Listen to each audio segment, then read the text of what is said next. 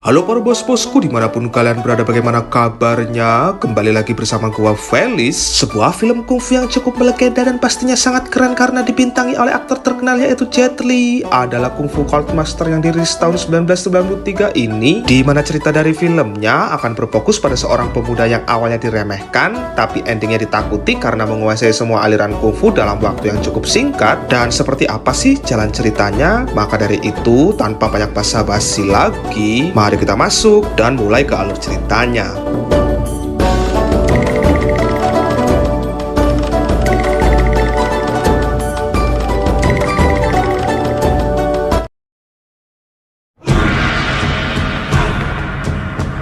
Di awal film, kita diceritakan pada sebuah legenda tentang suami istri yang dianugerahkan sebuah senjata bernama golok naga dan pedang langit, yang konon kedua senjata tersebut merupakan senjata sakti mandraguna. Apalagi golok naganya, yang barang siapa saja yang memiliki kedua senjata tersebut dipercaya bisa menguasai dunia persilatan, hingga menimbulkan polemik karena banyak orang yang ingin memilikinya. Di mana setelah kedua senjata tersebut resmi ditinggalkan pasangan suami istri itu, banyak sekali orang yang merebutkan, terkhusus dari dunia persilatan itu sendiri. Perebutan ini menciptakan dua kubu karena ada sebuah sekte ilmu hitam yang kuat yang terlibat dalam perebutan senjata tersebut. Sekte itu bernama Sekte Setan, dan karena merasa kesulitan, akhirnya dunia persilatan berkoalisi alias bergabung untuk bisa melawan Sekte Setan yang kuat itu.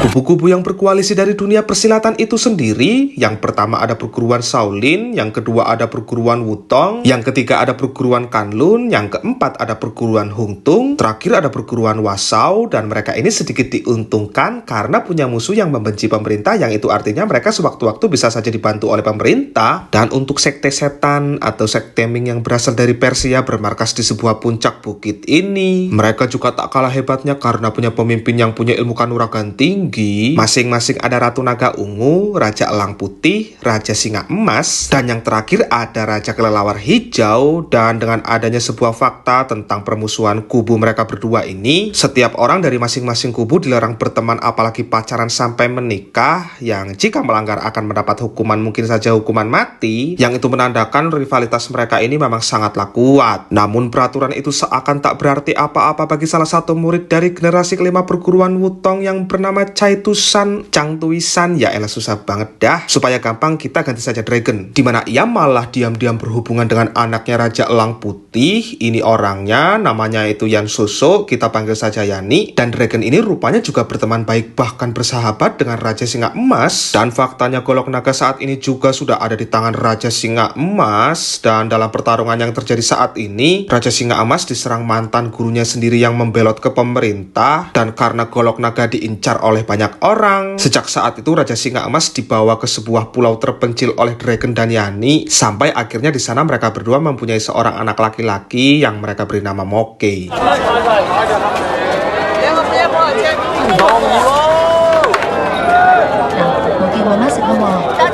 Setelah bertahun-tahun berlalu, Dragon dan Yani akhirnya kembali ke perguruan Wutong. Alasan Dragon berani membawa istrinya pulang ke kampung halaman ialah karena hendak menghadiri acara ulang tahun yang ke-100 dari guru besarnya atau guru Wutong, yang ketika baru saja sebentar ingin mampir di pasar, tiba-tiba mereka dikejutkan dengan kemunculan dua pendekar bersaudara berjuluk Tapak Es. Dan saat itu mereka langsung diserang. Sialnya serangan tersebut Moke berhasil tertangkap. Yang tak lama muncul guru besar perguruan Wutong. Ini orangnya, kita panggil saja dia nama aslinya yaitu Sammo-hung. Dimana karena sebenarnya mereka berdua ini bukan dari golongan manapun, Sammo-hung sempat menanyakan, kenapa sih kalian ingin mengincar Raja Singa Emas juga? Yang jelas saja saat itu mereka menjawab ingin golok naganya. Dan karena merasa dihadang,i Tapak Es pun langsung menyerang Sammo-hung hingga terjadilah pertarungan di antara mereka. Akan tetapi kesombongan Tapak Es itu ternyata tak membuahkan hasil karena Sammo-hung kungfunya jauh di atas rata-rata dari apa yang mereka kira. Yang ada malah Sammo-hung berhasil menangkap salah satu dari mereka, sehingga saat itu juga Sammo-hung meminta sebuah pertukaran yang mau tidak mau diiyakan oleh saudaranya tersebut. Akan tetapi saat pertukaran itu terjadi, tiba-tiba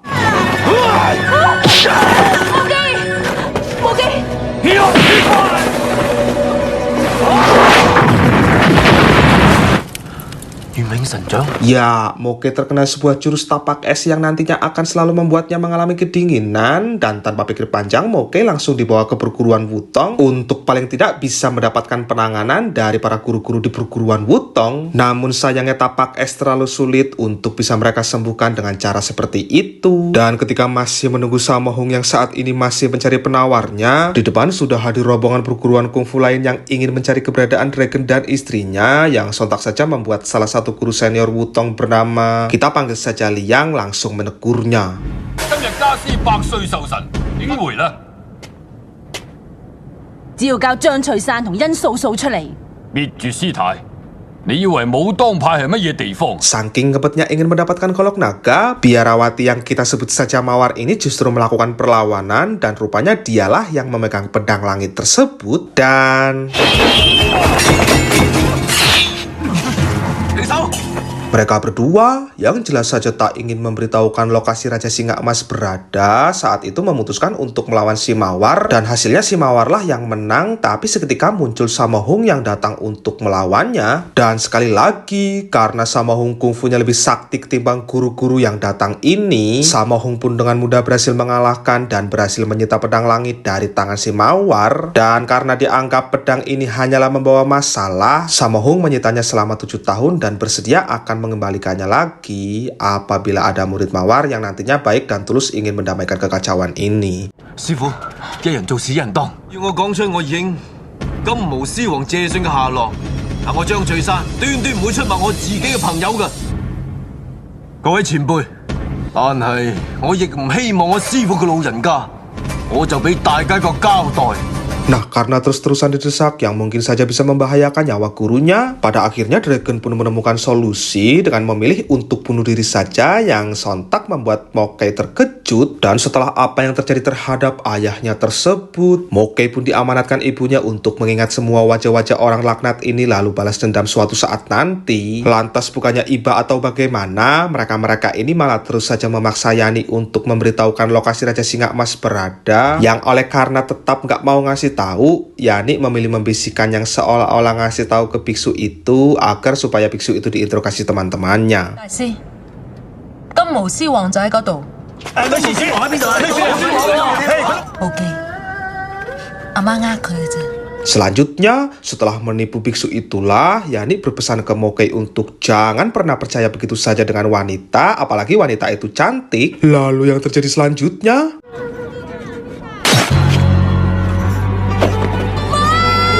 setelah kejadian itu, Moke pun diasuh Sammo Hung sampai dia tumbuh dewasa, dan inilah pembentukan wajahnya saat ini. Dan dengan kondisi tubuhnya yang masih di bawah pengaruh jurus tapak es waktu itu, Moke rupanya jadi gak bisa mempelajari kungfu. Bahkan jika tidak ditolong Sammo Hung dengan tenaga dalamnya, Moke mungkin sudah tewas karena hawa dingin di tubuhnya tersebut. Namun ternyata di balik permasalahan tubuhnya ini, masih ada jalan keluar untuk menyembuhkan, yaitu dengan menggunakan jurus matahari yang merupakan jurus rahasia dari perguruan Shaolin. Tapi yang menjadi permasalahannya ialah jurus itu hanya dimiliki satu orang saja, dan saat ini Sammo Hung nggak tahu di mana keberadaannya, sebab waktu itu Sammo Hung pernah ditantang olehnya dan berhasil menang. Lalu setelah itu Sammo Hung nggak pernah tahu kemana dirinya pergi, mungkin saja dia sudah mati. Dan tak lama setelah itu muncul anaknya Liang, kita panggil saja dia Tiger, yang mengabarkan bahwa ada murid biarawati Mawar yang ingin mengambil kembali pedang langit yang disimpan Sammo Hung waktu itu. Dan inilah sosok murid yang dimaksud. Dia juga namanya sangat sulit disebut, jadi kita panggil saja dia Cecilia.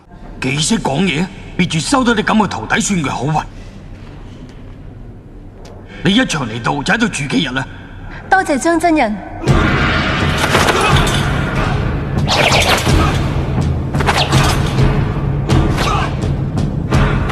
無忌師兄。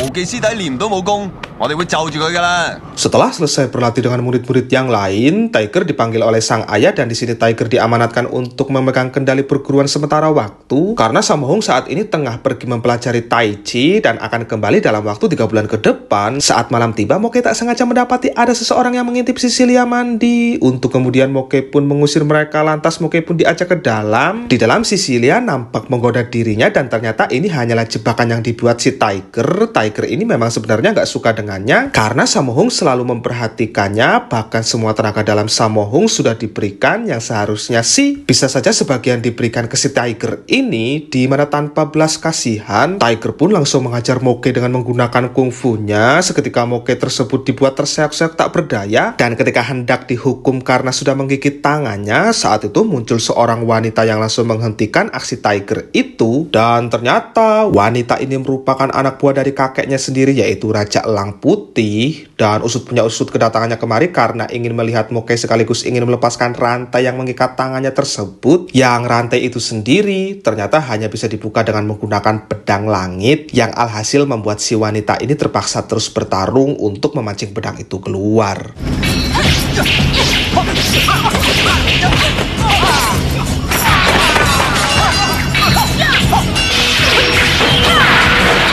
多謝喎，我上嚟武當都係為咗呢把倚天。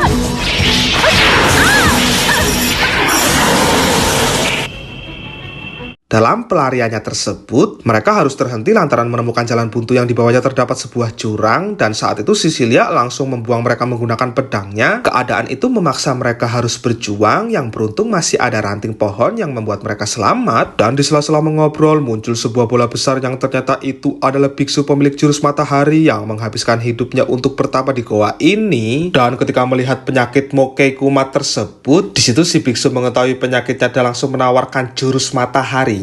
Tapi dengan satu syarat, Moke harus menghina Sammo Hung di depan dirinya tersebut. Sudah pasti, Moke pun tak akan pernah melakukan itu, dan ia lebih baik mati ketimbang mengkhianati gurunya sendiri. Dan karena terus-terusan dipaksa untuk menghina gurunya itu, si wanita yang kita panggil saja Angel ini akhirnya mendapat ide untuk meminta Moke untuk berpura-pura saja. Dan Moke dengan pintarnya memancing si biksu dengan mengatakan, "Coba aja kalau berani paksa aku buat pelajari kungfumu itu. Ayo coba."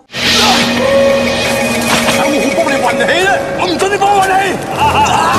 九陽火焰，經脈結合，血海後頂。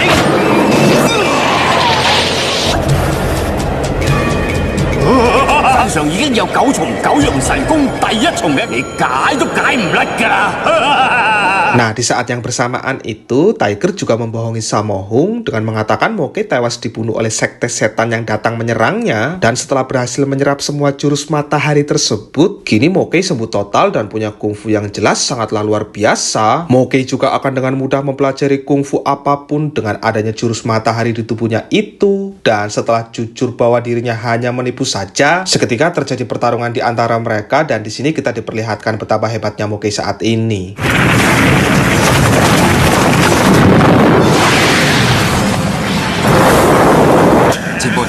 Moke 多多得罪啦！你個古惑仔！冇記得報血海深仇，你同佢永遠冇好結果嘅。Singkat cerita, setelah berhasil pergi dari sarangnya si biksu, mereka berdua menyempatkan mampir di kedai makanan, dan di situ mereka mendengar ada 4 orang dari salah satu perguruan yang membahas penyerangan terhadap sekte setan. Untuk kemudian tiba-tiba di bangku lain nampak seorang wanita yang meremehkan mereka, hingga terjadilah pertarungan yang dengan cepat langsung dimenangkan si wanita dengan pasukannya. Di mana begitu nampak wajahnya, ternyata wanita itu mirip sekali dengan almarhum ibunya Moke. Lantas kemudian muncul 2 anak buahnya lagi, yang begitu dilihat ternyata adalah tapak es, dan seketika kemarahan Moke memuncak, tapi dengan cepat amarahnya langsung Angel hentikan karena tahu anak buah si wanita yang dipanggil Yang Mulia itu jumlahnya sangatlah banyak. Dan di satu sisi, semua perguruan saat ini tengah berkumpul untuk siap-siap menggempur sekte setan, yang saat ini mereka masih membicarakan untuk strategi apa yang kira-kira akan digunakan. Lantas di sela-sela diskusi itulah, salah satu dari anggota Shaolin menyarankan agar mengutus seseorang untuk mengaku saja jadi Moke di hadapan Raja Elang Putih, karena seperti yang kita tahu, si Raja Elang Putih ini belum tahu kabar cucunya sekarang, jadi cara itu dianggap mudah karena nyerangnya dengan cara curang. Akan tetapi perguruan Wutong yang diwakili Liang ini jelas menolak, karena biar bagaimanapun walaupun musuhnya adalah kakeknya, Moke tetaplah ponakannya sendiri, dan ia enggan menggunakan namanya karena Moke belum tentu mati juga. Dan saat itu muncullah Raja Kelelawar Hijau yang tahu niat busuk mereka semua ini, dan meskipun terkena serangan pedang langit, Raja Kelelawar Hijau masih bisa selamat hingga akhirnya bisa kembali untuk mengabarkan ini ke Raja Elang Putih.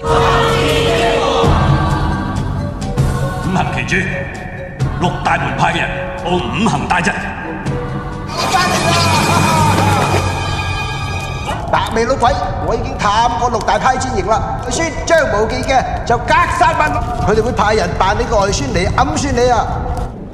哎呀，我好鬼痛啊！嗱，就係囉柚呢度啦。哎呀！ Dan sampailah mereka di arena yang akan dijadikan pertarungan antara kedua kubu, dan saat itu peperangan pun pecah, pedang langit keluar hingga terjadilah peperangan besar-besaran yang menimbulkan banyak korban. Dan di sisi lain mereka berdua yang sebenarnya hanya ingin memantau dari kejauhan, justru ketahuan pasukan sekte setan yang memaksa mereka harus turun karena Moke mengaku sebagai cucu Raja Elang Putih. Dan karena dianggap musuh juga, mau nggak mau mereka berdua terpaksa tempur juga, dan dengan ini pertarungan pun dimulai.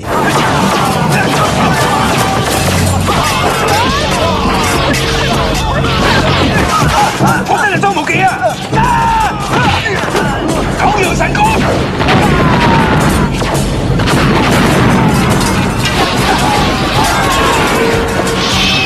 雕俠，你係邊一派嘅少年高手？師傅，佢就係張無忌。武功咁好嘅。 Berhasil kabur dari kerumunan pertempuran, mereka berdua sampai di sebuah goa yang merupakan makam guru besar sekte setan yang menyimpan banyak ranjau di dalamnya. Dan karena tak ingin membunuh lebih banyak murid sekte setan, mereka memutuskan masuk saja. Yang di situ mereka mendapati sebuah jejak kaki yang ternyata itu adalah mantan guru Raja Singa Emas yang di awal-awal scene tadi ngebuat mata Raja Singa Emas buta. Dan di sini akhirnya terkuak sebuah fakta tentang sosok yang bernama Sun Quan tersebut. Dia ini merupakan selingkuhan istri guru besar sekte setan yang memiliki ambisi untuk menguasai dunia persilatan. Dia juga orang yang mengadu domba antara 6 perguruan dengan sekte setan agar sekte setan hancur. Dan dia inilah orang yang membuat kedua orang tua Moke mati karena ngasih tahu ke dunia persilatan tentang disembunyikannya Raja Singa Emas yang akhirnya membuat orang tua Moke diuber-uber. Nah, alasan dia datang kemari, Sun Quan ini ingin mencari jurus goib milik guru besar sekte setan, tapi belum berhasil karena nggak tahu caranya. Terus pada akhirnya udah keburu ketahuan mereka duluan, dan karena sudah terpojok, Sun Quan pun langsung menyerangnya, dan dengan ini pertarungan pun dimulai.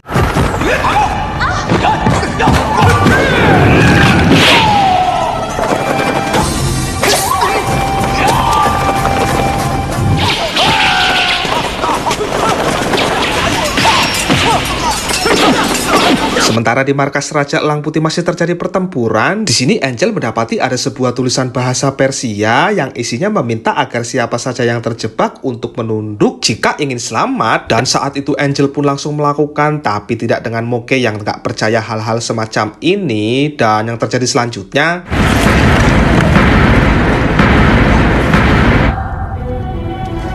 ya, ini adalah jurus goib yang tadi dicari-cari oleh Sun Quan. Dan jika mereka ingin keluar dari sini, harus ada orang yang mempelajari jurus ini, yang tapi akan memakan waktu selama 30 tahun lamanya. Tapi catatan itu tidak berlaku untuk orang yang punya kemampuan kungfu di atas rata-rata seperti Moke ini. Karena dengan jurus matahari yang ia miliki itu, Moke hanya perlu waktu 6 jam saja. Dan saat itu Moke pun langsung melakukan tepat di kondisi sekte setan sudah semakin dalam keadaan tertekan.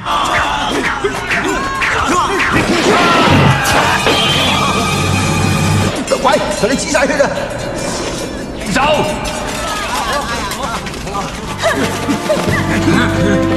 白眉鷹王，我料你係一代宗師鷹爪功鐵。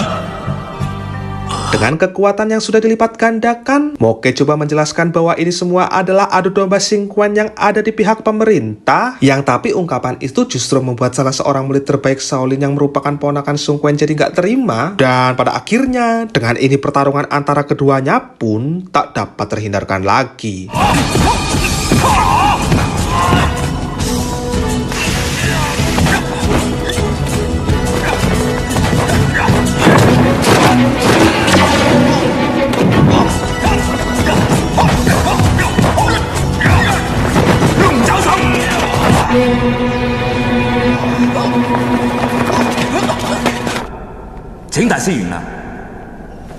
Tiba giliran biksu mawar yang ingin maju, Moke langsung teringat masa lalu tapi dia nggak mau membunuhnya karena ya balas dendam nggak akan merubah apapun. Yang ada malah dia jadi kayak Xingquan yang hatinya selalu diliputi dengan rasa amarah. Dan dengan jurus gaibnya, Moke pun berhasil merebut pedang tersebut sebelum Mawar berhasil menyerangnya. Tapi bukannya membawa pedang itu untuk diserahkan sendiri ke gurunya, Moke malah menyerahkan ke Cecilia hanya karena percaya omongan Cecilia yang mengaku sudah merasa bersalah atas perbuatannya. Hasilnya, Moke pun ditusuk dari belakang yang membuatnya terluka parah, dan seketika perguruan Wutong pun langsung menghadang karena melihat perguruan lain ingin menghabisi sekte setan dan si Moke yang tengah terluka itu. Dalam keadaan terluka itu, Moke meminta guru-guru Wutong untuk menyerahkan pedang langit ke guru besar yaitu Sammo-hung. Lantas setelah semua perguruan pergi, Moke langsung diangkat jadi guru besar sekte setan karena telah menguasai jurus gaib tersebut.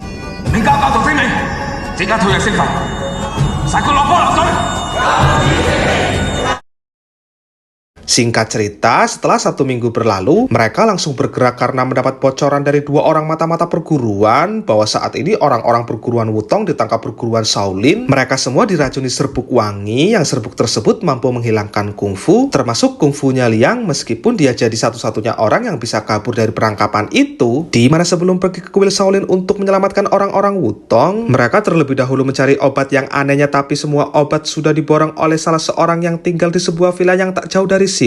Dan tanpa pikir panjang, mereka menuju ke sana. Saat sampai, ternyata wanita yang mirip ibunya Moke lah yang melakukannya. Dia ini rupanya anak raja, yang itu artinya dia di pemerintahan yang jelas saja membenci sekte setan. Dan di sini wanita yang dipanggil Yang Mulia Putri ini berpura-pura baik ingin memberikan penawarnya asalkan Moke mau tinggal untuk sementara waktu di sini. Jelas saja saat itu Moke pun memilih untuk mengabaikannya, dan Raja Kelelawar Hijau yang melihat pedang langit itu ditinggal saat itu langsung mencoba untuk mengambilnya.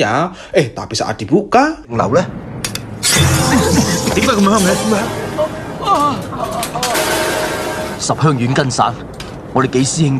ya, itu adalah racun yang dimaksud Paman Liang, dan saat itu Angel pun diminta menjaga mereka semua dulu. Sementara Moke langsung balik lagi ke sana dan ia akan memaksa untuk meminta penawarnya dari tangan Yang Mulia Putri. Namun Yang Mulia Putri justru melakukan perlawanan yang memaksa Moke terpaksa mengeluarkan salah satu jurusnya itu. Dan bukannya kapok atau bagaimana, Yang Mulia Putri justru merayunya lalu memintanya untuk jadi pacarnya. Karena saat ini sendiri Biksu Mawar sudah ia utus untuk membunuh Angel agar Moke tidak bisa bersamanya.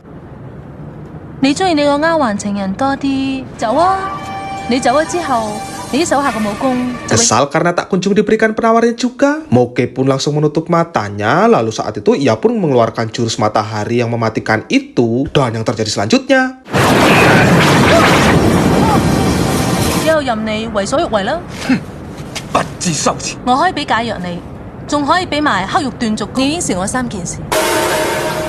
setelah Mawar sampai di lokasi mereka, di sini Angel berusaha menghentikan dan Angel meledeknya dengan mengatakan terlalu cemen beraninya sama orang yang masih lemah. Dan karena tak terima diejek itulah Biksu Mawar mengujinya dengan akan mengeluarkan 3 pukulan saja kepadanya. Dan apabila Angel sanggup menahannya, Biksu Mawar akan melepaskannya saat itu juga.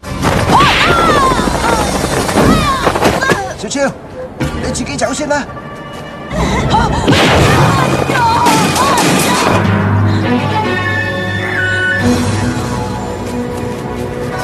Sesuai kesepakatan, setelah Moke diberikan obatnya, Yang Mulia Putri mulai menagih 3 hal yang gak boleh dilakukan Moke, yang salah satunya adalah melarang Moke untuk menikahi Angel. Dan selanjutnya mereka langsung pergi ke kuil Shaolin, yang begitu sampai ternyata semua murid Shaolin sudah tewas dan terdapat sebuah tulisan yang akan menghancurkan semua perguruan. Dan disinilah mereka semua sadar bahwa ini adalah jebakan. Lantas kemudian mereka langsung pergi menuju ke Wutong, yang tapi ketika akan keluar, mereka mendapat hadangan dari sekelompok pasukan yang akhirnya mau tidak mau, Moke dan Angel saja yang bisa pergi dari situ.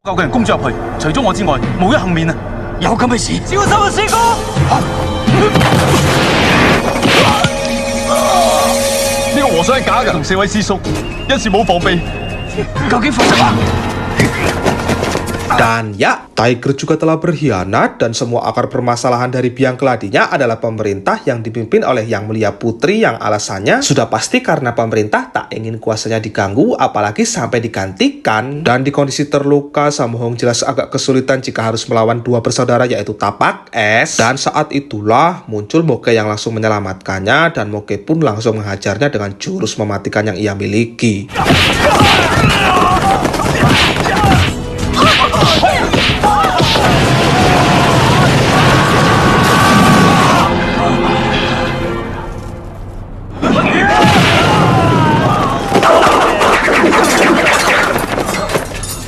Nah, kemunculan Yang Mulia Putri inilah yang akhirnya membuat Moge kesulitan karena Moge dilarang menggunakan jurus matahari dan jurus goib yang merupakan jurus maut yang dia miliki. Namun bukan Moge namanya kalau dia nggak punya jalan keluarnya karena dia saat itu langsung meminta sang guru untuk memperagakan gerakan Tai Chi yang dia miliki. Dan berkat jurus matahari yang ada di dalam tubuhnya, sekali lagi Moge dengan mudah mampu mempelajarinya sehingga akhirnya mampu mengalahkan dua bersaudara Tapak Es tersebut.